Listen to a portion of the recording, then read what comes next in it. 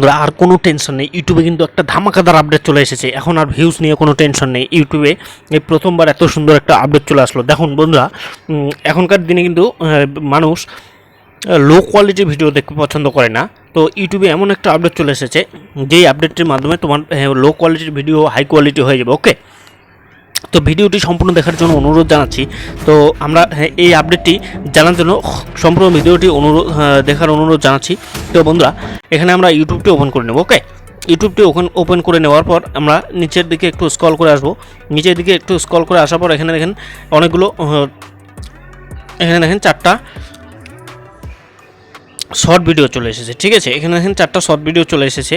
তো এখান থেকে আমরা যে কোনো একটা শর্ট ভিডিওর মধ্যে যদি প্রেস করি, যে কোনো একটা শর্ট ভিডিওতে যদি প্রেস করি, ধরুন এই ভিডিওটার মধ্যে আমি প্রেস করে দিচ্ছি।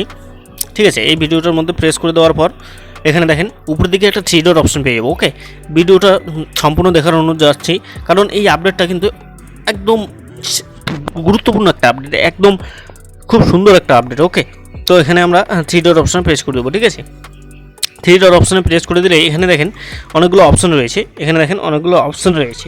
প্রথমে রয়েছে ডেসক্রিপশন, তারপরে সেভ টু প্লে লিস্ট, তারপরে quality, not interested, don't recommended,